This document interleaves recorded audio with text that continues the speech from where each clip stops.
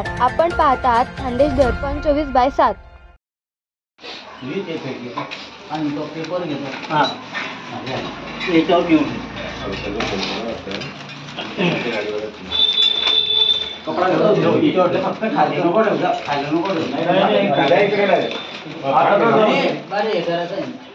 काम बाकी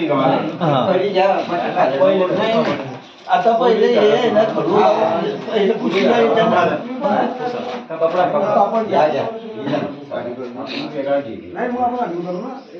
थांब देऊ मी येईल फोटो काढ फोटो काढ.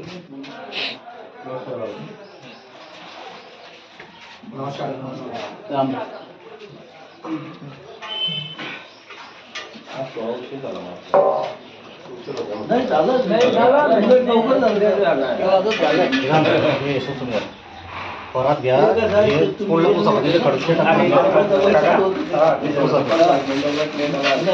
तुम्ही लेट आले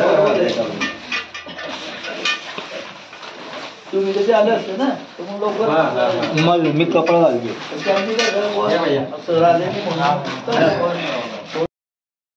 पाणी परत कसली पावडर आहे? कसली पावडर आहे? खडू आपला खडू शाळेमध्ये वापरतो तो खडू. शाळेतला खडू. मग याला पहिले कशाने चमकवलं? कशाने चमकवलं पहिले? रेती नर्मदेची रेती असते बारीक रेती. ओके, गरम पाणी. मग ते आता केलं का एवढ्या? लिंबू सगळं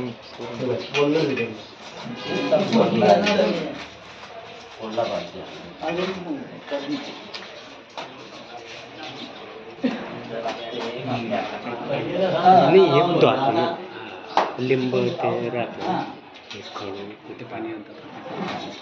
अरे ते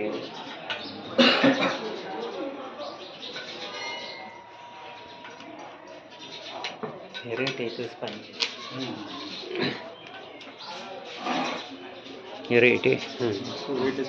रेट्याचं पाणी येते उकडतात तिकडे टाकले लिंबू तिकडे जातात. ते थोरपाणीचेच आहे पण ते जळगावला गेले म्हणजे विचारलं हे लोक. नमस्कार, जय भैरवनाथ. मी संजीव सपकाळे, कला शिक्षक, DS देशमुख हायस्कूल थोरगाव येथे 28 वर्षापासून कला शिक्षक आहे. आणि भैरवनाथाच्या मुकुटाची तयारी, रंगरंगोटीचं काम मी गेल्या 10 वर्षापासून करतो आहे. हे मी माझं सौभाग्य समजतो आणि भैरवनाथाच्या चरणी लीन होतो.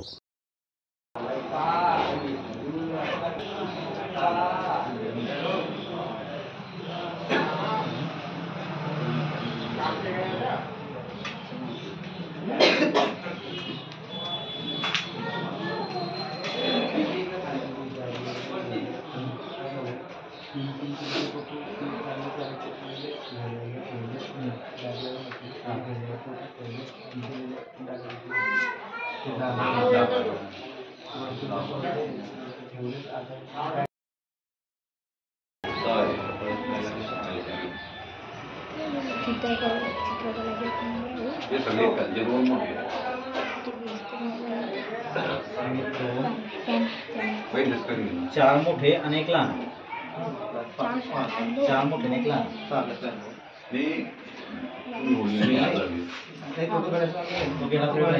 हा एक, हा दोन, हा तीन, हा खालचा 4 आणि हा लहान.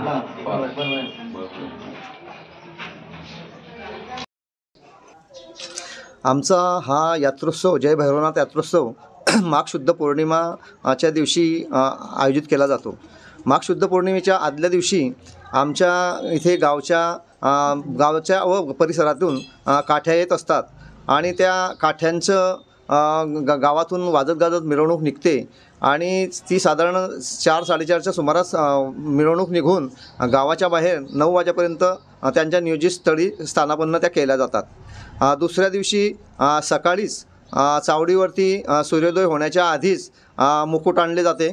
मुकुट आणल्यानंतर गावातील जे मूळचे सोनार आहेत ते बाहेरगावी गेलेले आहेत. ते सोनार लोक त्यांचं म्हणजे एक सांगायचं म्हणजे 12 बलुतेदार जे आमचे गावचे आहेत ते ज्यांना जे ठरवून दिलेले कामं आहे त्यांना कुठलीही पूर्वसूचना न करताना त्यांना माघ शुद्ध पौर्णिमा ही माहिती असते आणि माघ शुद्ध पौर्णिमेच्या बरोबर त्या दिवशी ते हजर असतात आणि माघ शुद्ध पौर्णिमेला येऊन आपले आपले काम जो ज्याला जे ठरवून दिलेलं आहे तो त्याचं काम ते करत असतं. सोनार लोक येऊन ते मुकुटाला उजवण्याचं काम करतात.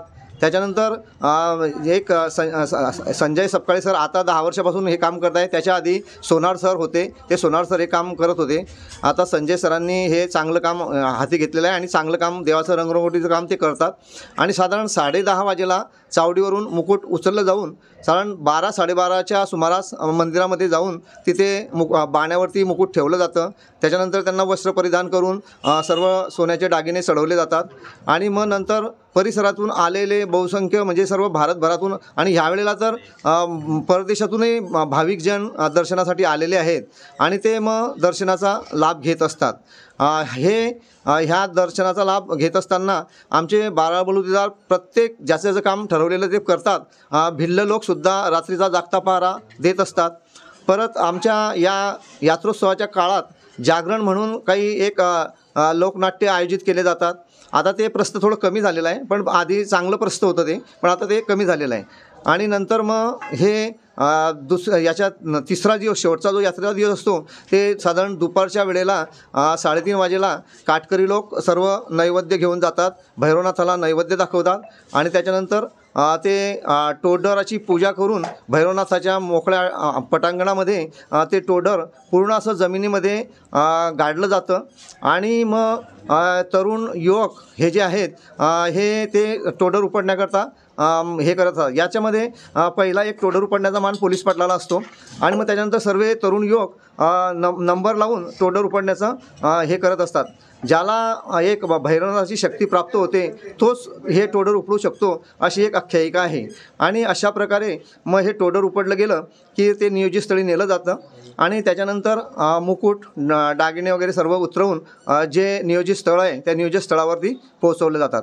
असा हा 3 दिवसाचा यात्रोत्सव खूप आनंदाने आणि सर्व 12 बलुतेदार यांच्या काटकरांच्या यांच्या सर्वांच्या सहकार्याने आनंदाने पार पाडला जातो. असा हा आमचा यात्रोत्सव आहे. जय भैरवनाथ.